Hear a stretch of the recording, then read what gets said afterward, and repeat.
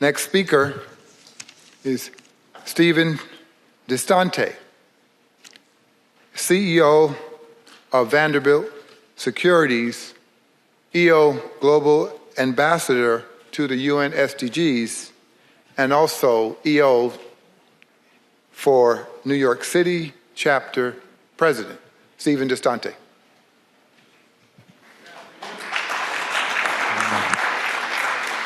Can you hear me now?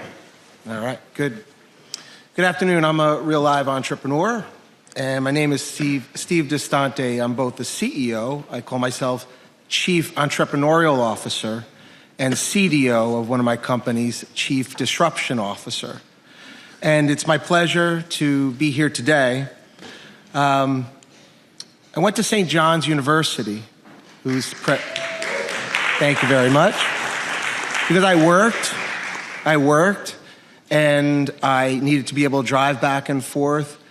And I studied accounting because one of my wise professors shared with me that accounting is the language of all business, and he couldn't have been any more right. Had they had entrepreneurship, which the ICSB embraces, I would have been right there, I gotta be honest with you, because that's where my heart lies. When I was younger, entrepreneurship was not popular.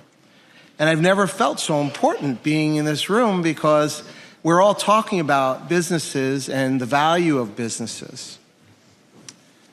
The UN, the ICSB study us as entrepreneurs, and it's interesting, we have community. We get together and we talk with one another about the challenges that we have being in business.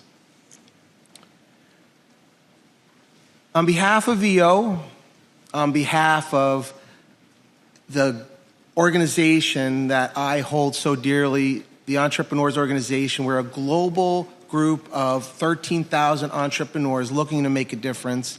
And on behalf of purpose-driven entrepreneurs globally, I'd like to thank the UN for creating the SDGs as the architecture for us to have purpose in our businesses, and thank you for that. I am an entrepreneur. What does that mean? I'm unemployable. I pretty much can't hold a job because I think a little different.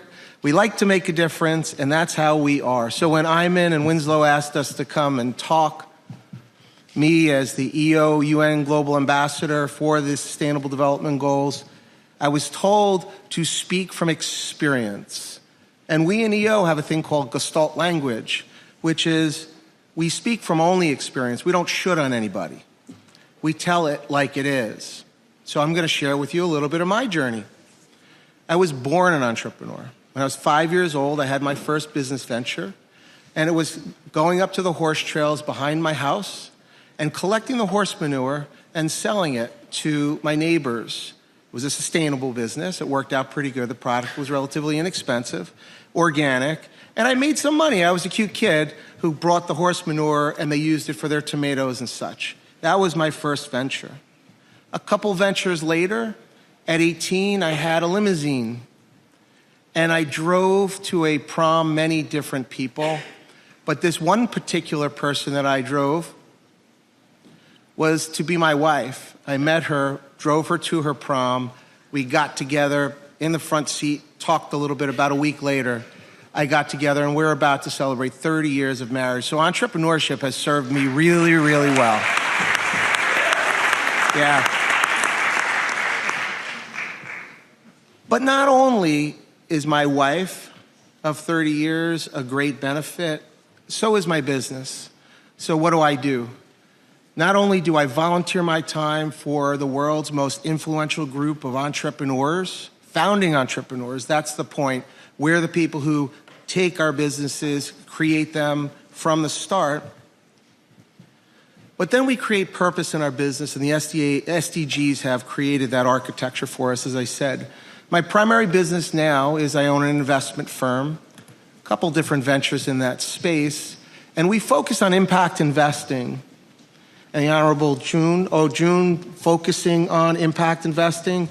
God bless you. I love the work that you've done here at the UN, and thank you for that. You've paved the way for a very successful way for people to be able to express their passions through their investments by impact investing, which is really great. Thank you. My journey has been in this business that I was dissatisfied with my industry.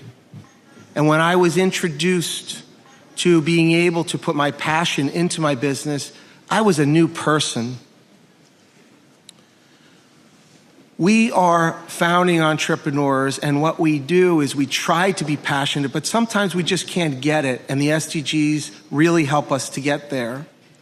I was challenged last year at a global leadership conference to find a chapter patron, or I call him a chapter patron, and I selected a person by the name of Sergio Fernandez de Cordova, and any of you who know him, he is our chapter patron, and he represents the UN as well as entrepreneurs globally.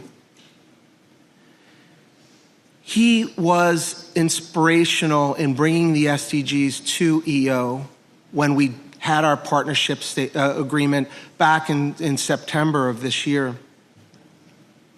My role is to raise awareness of the SDGs to entrepreneurial people, entrepreneurs globally. We educate, inspire, and celebrate entrepreneurs that are making a difference. And for that, I'm grateful. The architecture for entrepreneurship through the SDGs is clear, and getting people to wake up with their businesses and realize that it's not just about money is important.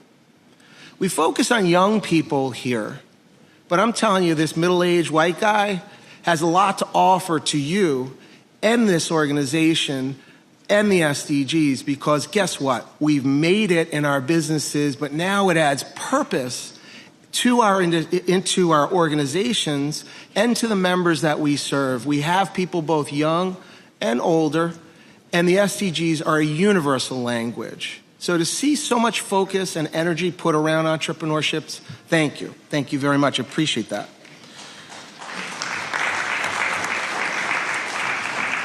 So I'd like to describe entrepreneurship as we are all artists, and we use our businesses as our canvas to share our passions, our purpose, and our drive with the world.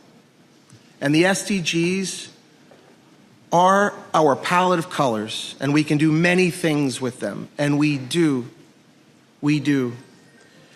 So it allows entrepreneurs to globally find their purpose, our higher purpose, and overcoming these challenges, the challenges that we go through, because we have, as entrepreneurs, reframed challenges into opportunity. And that is exactly what happens inside of our journey. So I am grateful for the studies, the support of entrepreneurs from both governments, the policies from academics, the tax changes that are happening, capital being made available. I say, show me the money, that's awesome. Let's do some great stuff with it. And the focus for so many countries, and for that, again, we're very grateful. So in closing, too big to fail was the way we just started with that big, great recession we just left. And we as entrepreneurs, the people who are here today, many of us, lived through that. We spent perhaps our kids' college education fund. We liquidated our IRAs to stay in business. That's what we did. Too big to fail has been replaced with impact entrepreneurship. Businesses that make a difference.